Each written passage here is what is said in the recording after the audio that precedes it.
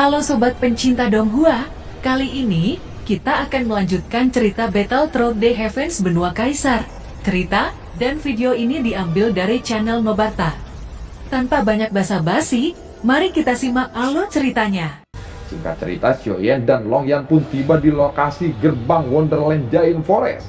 Di sini sudah banyak orang-orang yang datang.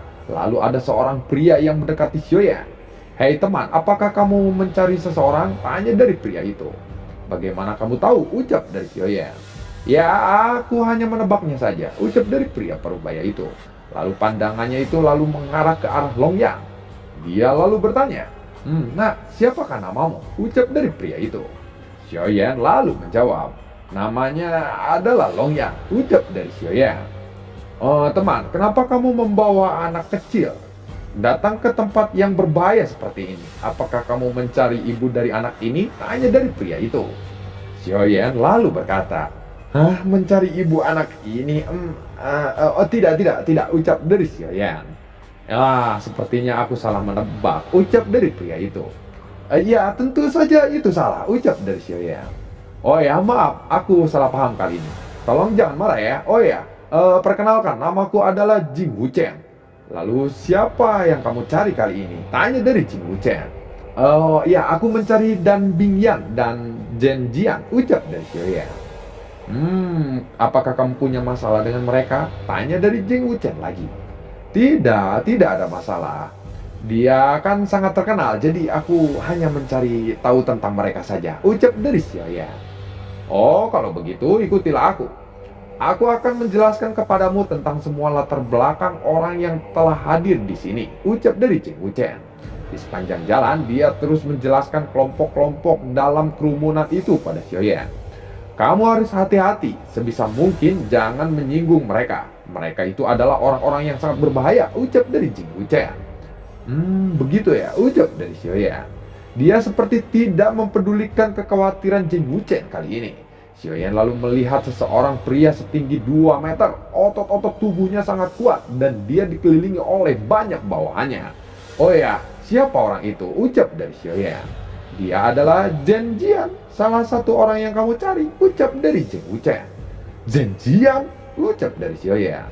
Ketika Xiaoyan mengamati Zhen Jian dari kejauhan, Zhen Jian sedang berkomunikasi dengan orang-orang di sekitarnya. Lalu Zhen Jian tampak menyadari sesuatu.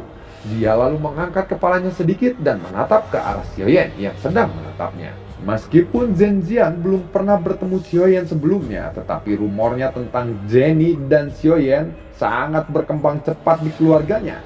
Jadi dia langsung mengenali Xiaoyan. Zhen Jian lalu menarik kembali matanya dan sebuah ejekan terucap dari mulutnya. Apa yang sebenarnya dilihat Zhenny dari seseorang yang lemah seperti itu? Sungguh menyebalkan. Aku benar-benar harus melenyapkan bocah ini sepertinya, ucap dari Zhen Jian. Lalu Xiaoyan, Longyan, dan Jing Wuchen pun terus berjalan. "Sekarang ayo kita temui salah satu orang lagi yang kamu cari," ucap dari Jing Wuchen. Lalu tiba-tiba Jing Wuchen berhenti. Xiaoyan lalu berkata, "Saudara Wuchen, ada apa?" ucap dari Xiaoyan. Xiaoyan tampak bingung. Lalu dia menyadari bahwa mata Jing Wuchen tertuju pada seorang gadis muda di kerumunan itu. "Oh, jadi kamu tidak bisa bergerak saat melihat wanita cantik ya?" ucap dari Xiaoyan. "Hahaha, namanya juga laki-laki bro. Aduh," ucap dari Jing Wuchen. Lalu pada saat ini ada seseorang pria yang berjalan menuju kelompok Xiaoyan. Sepertinya dia menyadari bahwa kelompok Xiaoyan sedang memperhatikan Dan Bingyan. "Hei, apa yang kamu lihat?" ucap dari Dang Ding. Dang Ding adalah saudara dari Dang Bian. Tidak ada," ucap dari Jing Wuchen. Tanpa basa-basi lagi, Dang Ding pun segera mengarahkan tinjunya ke arah kepala Jing Wuchen. Namun saat tinju Dang Ding hampir menyentuh kepala Jing Wuchen, tiba-tiba ada seseorang gadis yang berteriak, "Hei, berhenti!" Dang Ding pun tampak sangat takut pada suara itu. Tampaknya tangannya pun langsung berhenti dan kaku seketika. Hampir saja," ucap dari Jing Wuchen. Xiaoyan lalu menatap seseorang gadis yang berteriak tadi. Ternyata yang berteriak adalah wanita cantik yang tadi terus dipandangi oleh Jing Wuchen. Xiaoyan lalu bergumam di dalam hatinya. Apakah dia itu Dang Bingyan? Gumam Xiaoyan di dalam hatinya.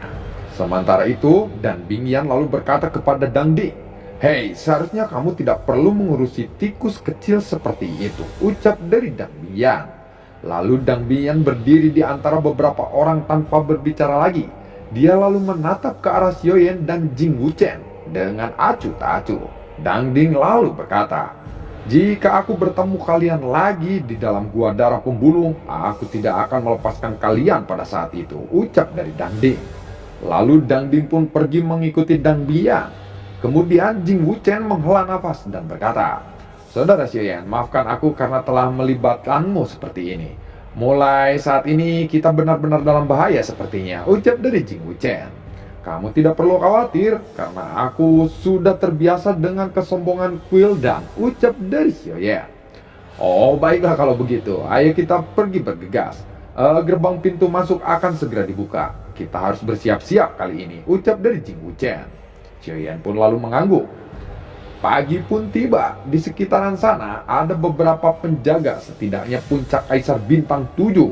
Sosok penjaga itu seperti binatang buas. Lalu sebuah lengan besar menonjol dari seberkas cahaya dan suara tiba-tiba terdengar di alun-alun. Hutan besar ilusi segera dibuka. Tidak ada aturan di sini.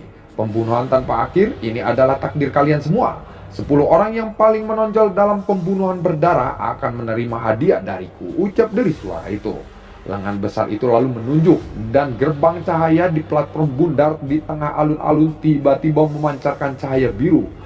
Bagian tengah gerbang cahaya lalu berputar dan melingkari kabut berdarah. Begitu gerbang cahaya itu dibuka, orang-orang bergegas masuk ke dalam gerbang cahaya itu. Tetapi Xiaoyan tidak segera masuk ke gerbang cahaya itu.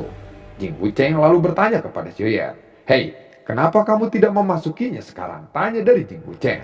Xiaoyan lalu menjawab, "Untuk apa?" tanya dari Xiaoyan. "Ya, tentu saja untuk mengamati medan pertempuran dan memanfaatkan lokasinya," ucap dari Jing Wuchen.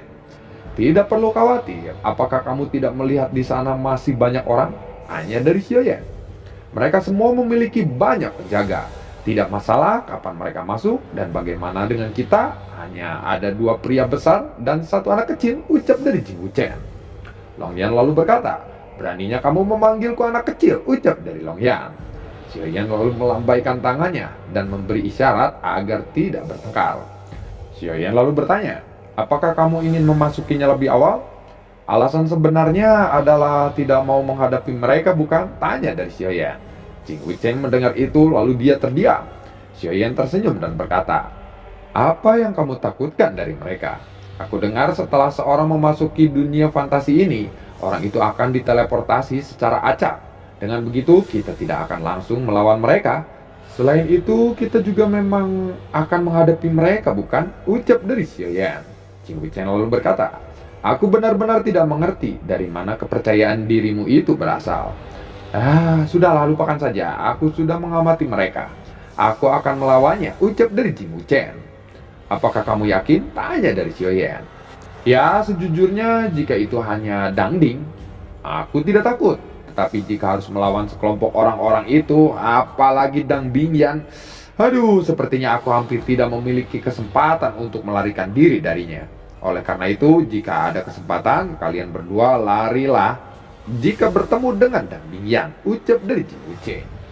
"Apakah kamu merasa kalau kami berdua adalah beban untukmu?" tanya dari Xiaoyan. "Kakak Xiao, aku hanya tidak ingin kamu kehilangan nyawamu karena aku. Begitu kita bertemu dengan mereka, mereka pasti tidak akan melepaskan kita," ucap dari Jing Wuchen. Terima kasih telah menyimak dari awal sampai akhir ya. Sampai jumpa.